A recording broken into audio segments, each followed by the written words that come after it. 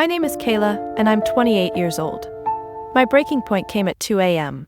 $40,000, my father said over the phone. Not for a medical emergency, for one Thanksgiving dinner. He needed it to impress my sister's future in-laws, framing it as an investment in her happiness. But I knew it was something else. It was the price of their illusion. And for the first time in my life, instead of just transferring the money, I started digging. What I found was a betrayal so deep it threatened to destroy them all.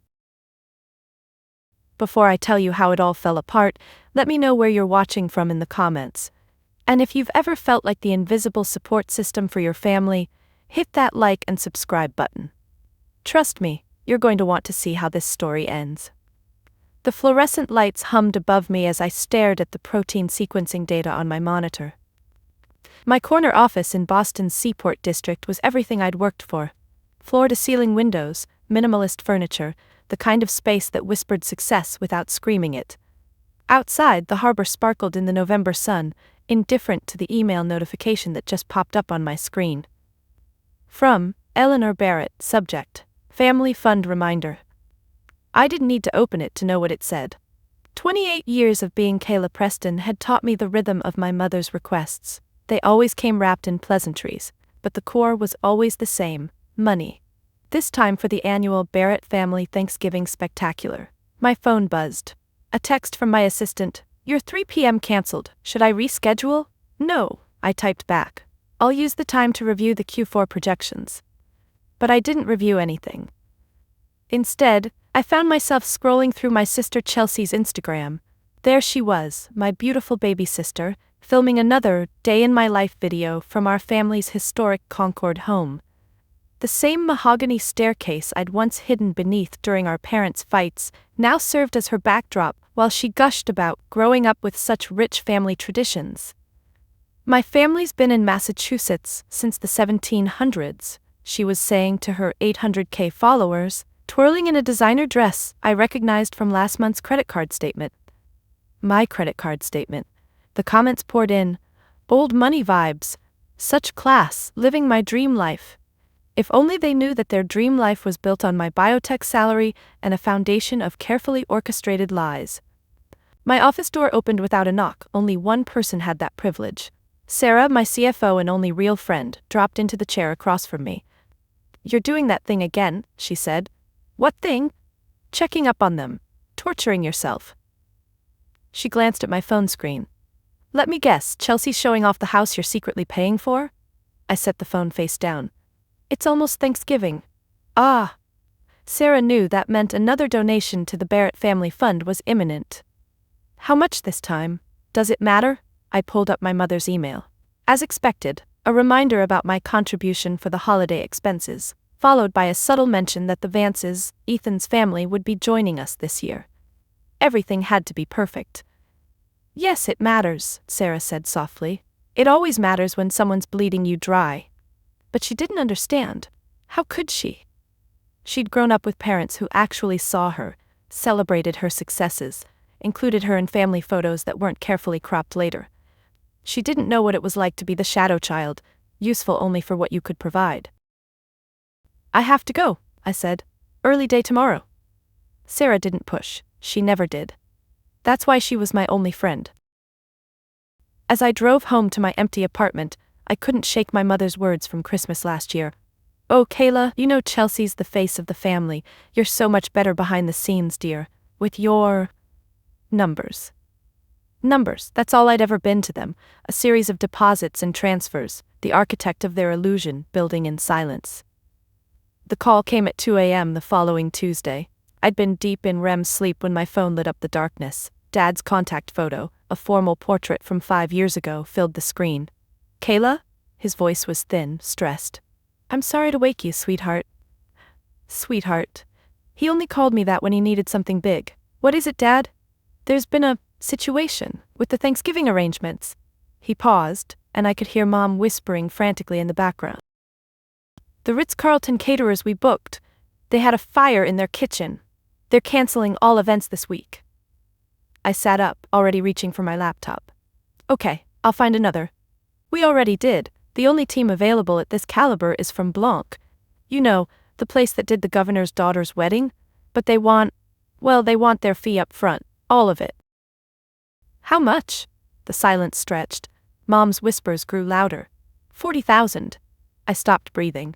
$40,000? For one dinner? The Vances will be there, Kayla. Ethan's parents. This is Chelsea's future we're talking about. You wouldn't want your sister to be embarrassed in front of her future in-laws, would you? There it was, the emotional manipulation, sharp as a scalpel. I closed my eyes, seeing Chelsea's face if the dinner failed, hearing the whispers that would follow them through Concord's social circles. I'll transfer it in the morning, I heard myself say. Oh, they need it tonight, or they'll book another event. Of course they did. After I hung up, I sat in the dark, laptop open, staring at my bank accounts. Something felt different this time. Wrong. My fingers hesitated over the keyboard. Instead of transferring to my father's account, I logged into the family trust account, the one I'd set up years ago to manage the estate. The one they didn't know I had full access to. What I found made my blood turn to ice. Transaction after transaction, all in my father's name. Business investments, failed ventures, loans against loans, and then, buried in the legal documents, a mortgage. On the house. The historic Barrett family home that I'd quietly saved from foreclosure 6 years ago, placed in a trust to protect it. He'd found a way around the protection, used the house as collateral for a business venture in cryptocurrency that had crashed and burned. The payment was due in 3 weeks. They weren't just broke. They were about to lose everything. I pulled up more records. Chelsea's influencer career? Propped up by purchased followers and sponsored content that Dad had been paying for. Mom's charity positions? Maintained by donations I'd been making in her name. Even the cars in the driveway were leased under my credit. I'd known I was supporting them. I hadn't known I was the only thing between them and complete ruin. My phone buzzed. A text from Chelsea. Dad says you're handling the catering crisis. You're the best, K. BW, can you also cover my styling team? Gotta look perfect for the gram. I stared at that heart emoji until it blurred. Then I did something I'd never done before. I started planning. The Wednesday before Thanksgiving, I drove my Tesla through Concord's winding roads, past colonial homes that wore their history like expensive jewelry. The Barrett estate sat at the end of Meadowbrook Lane, its white columns reaching toward gray November skies. I'd timed my arrival perfectly, late enough that the preparation chaos would be in full swing, early enough to seem helpful. My simple black cashmere sweater and dark jeans were deliberately understated. Let Chelsea shine. I had other plans. Kayla! My mother's embrace was brief, performative. She smelled like Chanel No. 5 and anxiety. Thank goodness you're here, the flowers just arrived and they're all wrong. Chelsea's having a breakdown. Of course she was. I followed the sounds of my sister's distress to the dining room, where she stood surrounded by absolutely perfect white orchid arrangements. They're supposed to be ivory, not white, Chelsea wailed into her phone. My followers know the difference. She looked up, saw me, and her crisis face shifted to dismissal. Oh, you're here. Back to her phone. Yes, I need them replaced within 2 hours. The caterers are setting up in the kitchen, Mom said, leading me away. Your father's in his study with Kayla. Dad emerged from his study, Ethan Vance beside him. My sister's fiancé looked like he'd stepped from a Ralph Lauren ad, brown hair perfectly tousled, blue eyes that missed nothing. Ethan was just asking about your work. Biotech, right? Ethan's handshake was firm, his interest seemingly genuine. I've been looking into some investments in that sector. She does something with proteins. Chelsea appeared, slipping her arm through Ethan's. Very technical. Very boring. She laughed, that tinkling sound she'd perfected for her videos. We can't all be creative, I guess. Ethan's eyes flickered with something, annoyance, but he smiled.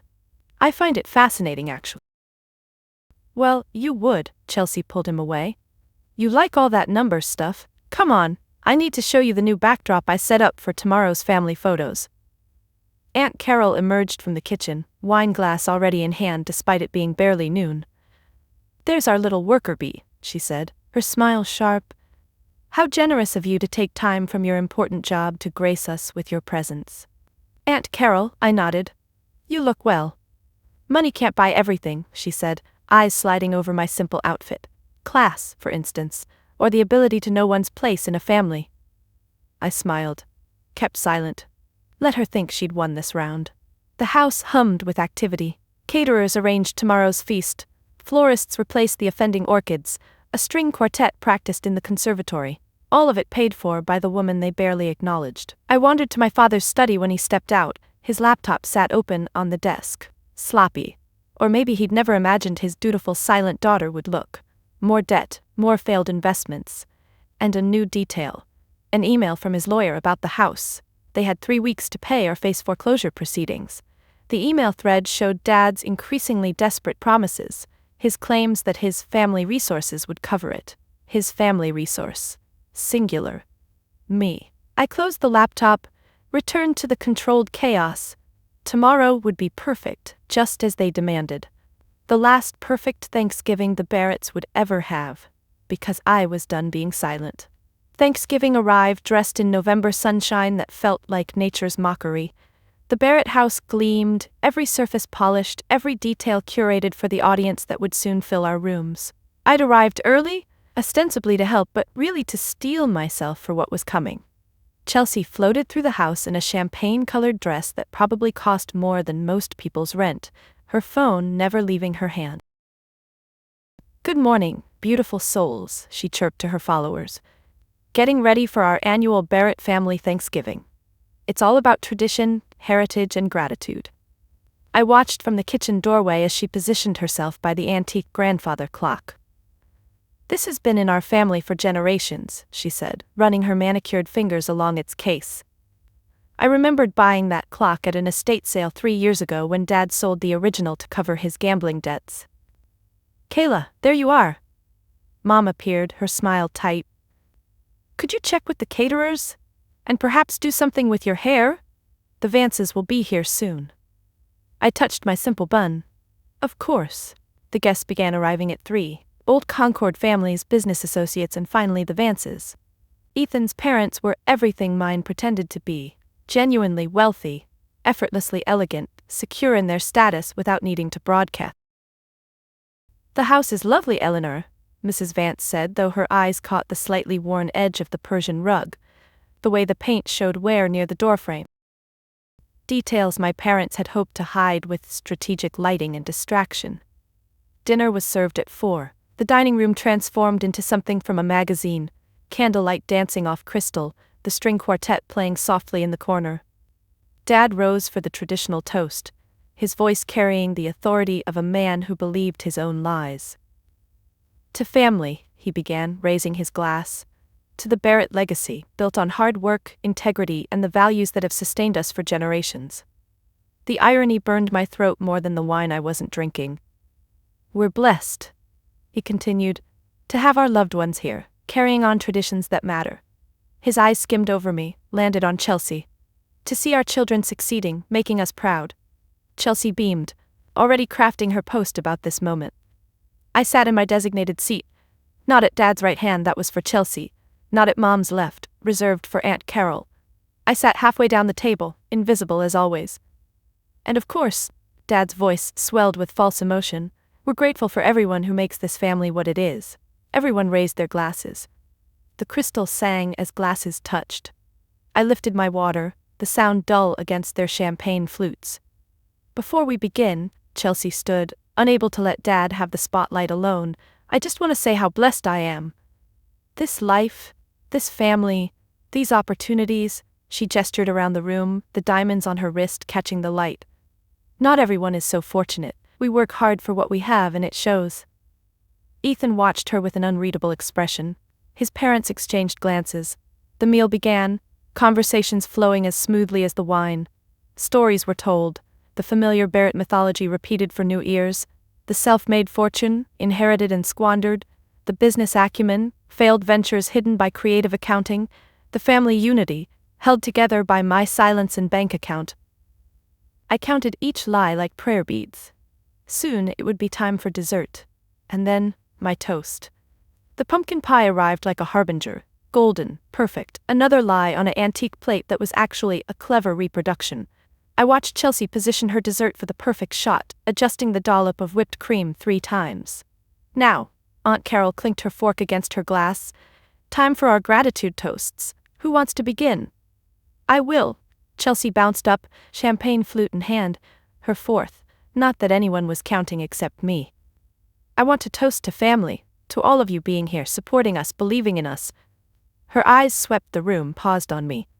Even Kayla made it, taking time from her. She waved vaguely. Science stuff. We love you, Kay, even if you're too serious for your own good. But hey, at least your job's good for something, right? The laughter rippled through the room, familiar as breathing. That particular brand of dismissive affection that had been the soundtrack of my life.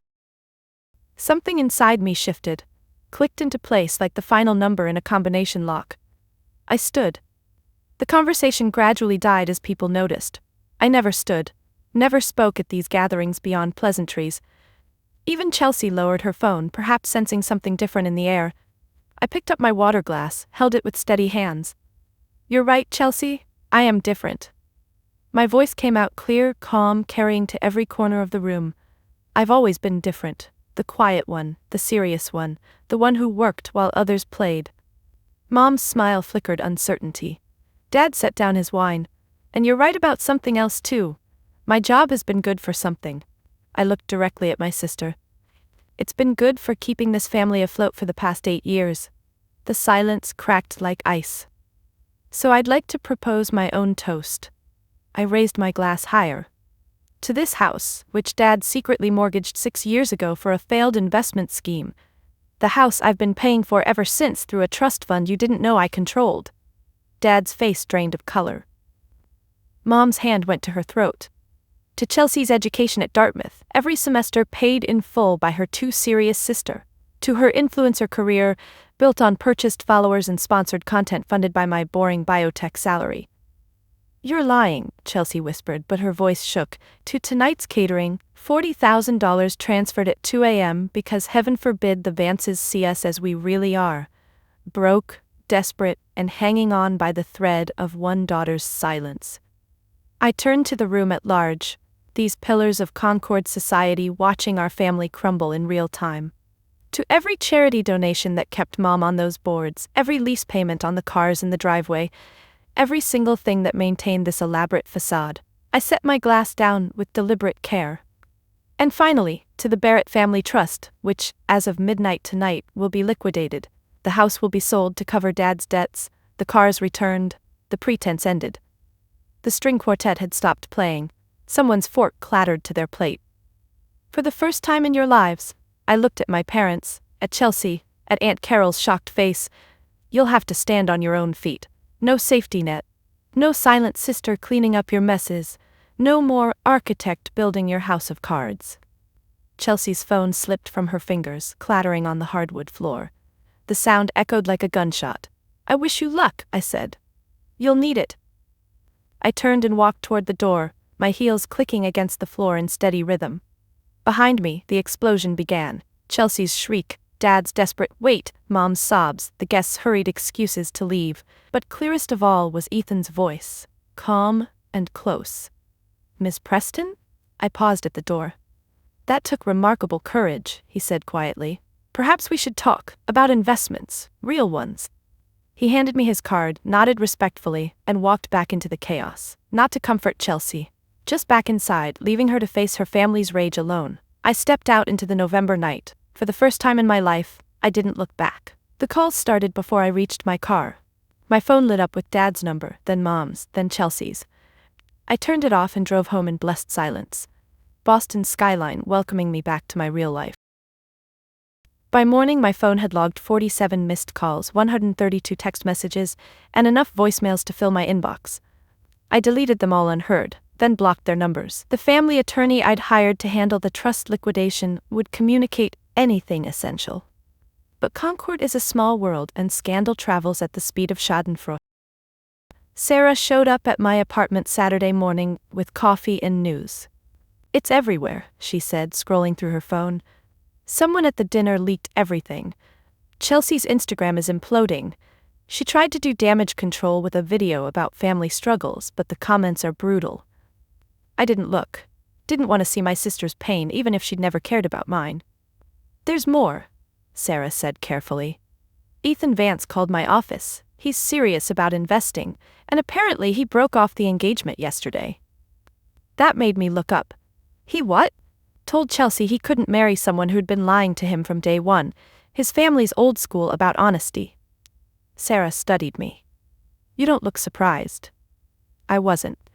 Ethan had seen through the facade even before I'd shattered it. His interest in my work hadn't been polite conversation.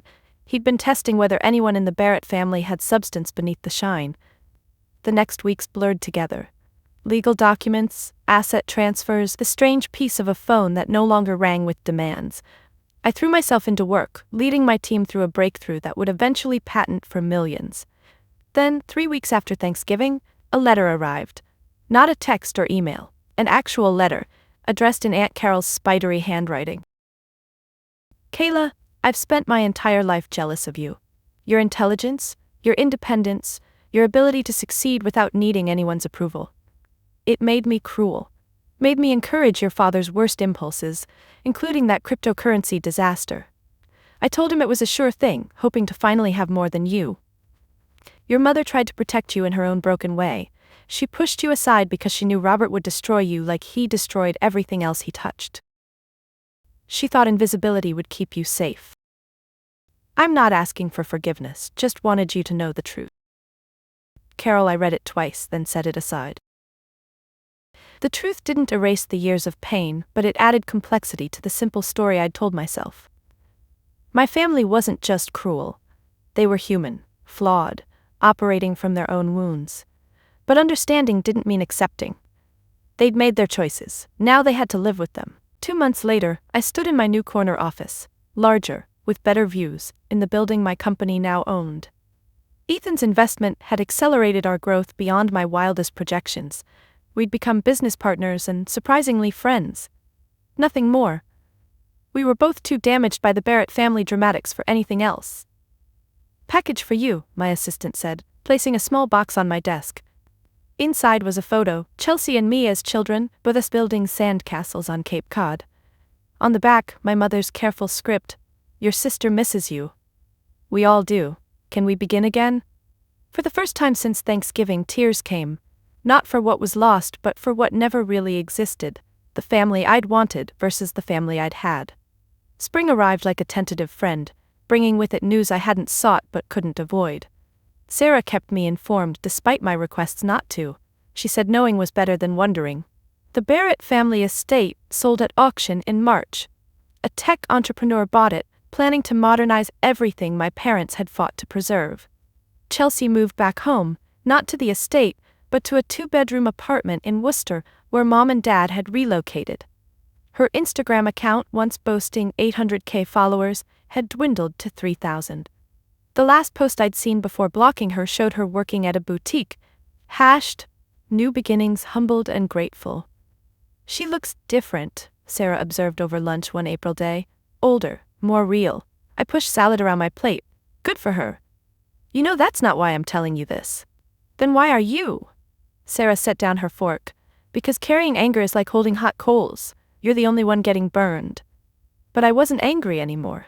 I was empty. The space my family had occupied felt like a phantom limb. Gone, but still aching at unexpected moments. I'd catch myself reaching for my phone to text Chelsea about something funny, or wondering if Dad would be proud of my latest breakthrough. Then I'd remember. I'd demolished those bridges myself. Work became my religion, success my prayer. My company's valuation hit 9 figures. I bought a penthouse with views of the entire city, filled it with art I didn't understand, and furniture that looked better than it felt. Everything I'd thought I wanted. Yet sometimes, late at night, I'd find myself looking at that childhood photo Mom had sent. 2 little girls, innocent of what they'd become. When had Chelsea learned to see me as competition instead of a companion? When had I started building walls instead of sandcastles? May brought an unexpected visitor. Ethan arrived at my office unscheduled, looking uncharacteristically uncertain. "I owe you an apology," he said without preamble. "I've profited from your pain. Used your family's destruction as a business opportunity." I gestured for him to sit. "You invested in my company, not my misery." "Did I?" He leaned forward. "I saw you that night, Kayla. Really saw you. The strength it took, the price you paid, and I thought, There's someone worth backing, but I never asked what you needed, just what you could build. The question hung between us. What did I need? I need to not talk about this, I said finally. He nodded, stood to leave. At the door, he paused. She asks about you, Chelsea. Whenever our paths cross, she asks if I've heard from you. After he left, I sat in my beautiful office, surrounded by my achievements, and felt the full weight of my isolation. I'd escaped my family's dysfunction only to build my own pristine prison. That night I did something I'd sworn never to do. I unblocked Chelsea's number. Not to call, I wasn't ready for that. Just to remove one small barrier between us. My phone immediately flooded with old messages, sent into the void over months. I'm sorry. You were right about everything. I miss my sister. I got a real job today. Mom cries sometimes, looking at old photos. I understand if you never forgive us. I love you, Kay. I always did. I just forgot how to show it. I turned off my phone and cried until dawn broke over Boston, painting my empty penthouse in shades of possibility. July arrived with heat that shimmered off Boston's streets, like promises. 6 months had passed since I'd burned down the Barrett dynasty. My company had just announced a breakthrough that would revolutionize protein therapy. The calls from journalists, investors, and medical institutions hadn't stopped for weeks. But the call that mattered came on a quiet Tuesday evening. Kayla? The voice was smaller than I remembered, uncertain. It's Mom. I gripped my phone, staring out at the harbor. I know who it is. I'm not calling to ask for anything, she said quickly. Your Aunt Carol is sick, cancer. She wanted me to tell you she's sorry for everything. The news hit unexpectedly hard. Carol, who'd been so cruel, so jealous, so human. She's getting treatment? At Mass General, the doctors are optimistic. A pause. Chelsea's been taking her to appointments. She's been different, Kayla. Grown up, finally. I closed my eyes. Why are you really calling, Mom? Because I'm tired of pretending I don't miss my daughter. Both my daughters. The one I failed by spoiling and the one I failed by ignoring. Her voice cracked. I know we don't deserve forgiveness, but maybe we could deserve a conversation? I found myself in my car an hour later, driving toward Worcester. Not to the apartment. I wasn't ready for that. But to a neutral cafe downtown, where Mom waited at a corner table. She looked older, grayer, but somehow more solid, like the fall had stripped away everything false, leaving only what was real. You look good, she said, successful. I was always successful, you just never noticed. She nodded, accepting the hit. I was so afraid, Kayla. Your father was drowning us, and Chelsea was so fragile, and you were so strong. I thought if I kept you in the shadows, he couldn't break you like he broke everything else. Instead, you broke me yourself. Yes. Simple admission, no excuses. I did. We talked for 2 hours, not about money or houses or the past we couldn't change. About small things, her job at a local library, my research, the book club she'd joined, building something new on ground cleared by truth. As I stood to leave, she pulled out an envelope, from Chelsea. She was too scared to come today. I took it, unopened. Small steps. The letter waited until I was home, curled in my expensive chair with harbor lights twinkling below. Kay, I work at a nonprofit now. Can you believe it? Me? Helping other people instead of helping myself to their attention. I teach social media to small business owners. Turns out I learned something useful from all those years of pretending. I live with Mom and Dad. It's cramped and weird and real. Dad works at a hardware store. He's good at it, actually happy maybe for the first time ever. Who knew? I'm not asking you to forgive us. I'm asking if maybe, someday you'd like to meet your real sister. The one who exists without filters or followers. The one who keeps your photo on her desk and tells everyone about her brilliant sister who saved us from ourselves. I love you. I'm learning what that actually means. Chelsea. August brought another letter, this time from Dad. September. A tentative coffee with Chelsea that ended in tears and a promise to try again. October. Dinner with all of them. Awkward, painful, necessary. By November, when Thanksgiving approached again, I had a decision to make. We're ordering Chinese, Mom said on our weekly call. Yes, weekly now. Can't afford anything fancy. Chelsea's making pie from scratch though. Probably be terrible. Sounds perfect, I heard myself say. What time? The silence stretched, full of hope. Really? Really? That Thanksgiving, I sat at a scratched table in a small apartment, eating Chelsea's lumpy pie and Dad's overcooked turkey. No caterers, no string quartet, no pretense. Aunt Carol, thin from chemo but smiling, raised a glass of apple juice. To family, she said. The real kind, the messy, difficult, honest kind. We clinked mismatched glasses. Chelsea reached over and squeezed my hand. Brief, uncertain, genuine. I squeezed back. Outside, snow began to fall, covering Worcester in temporary perfection. But inside, we were learning to build something that would last longer than snow, stronger than silence. I was still the architect of my life. But now, finally, I wasn't building alone. For years I believed my silence was the price of peace. I was wrong. It was the currency that paid for their lies. Tearing down the facade was the most terrifying and freeing moment of my life, but it proved that true connection can only grow on authentic ground. Don't be afraid to speak your truth, even if your voice shakes. The relationships that survive are the only ones that were ever real. What is one truth you've been afraid to speak? Share your thoughts below, and let's support each other.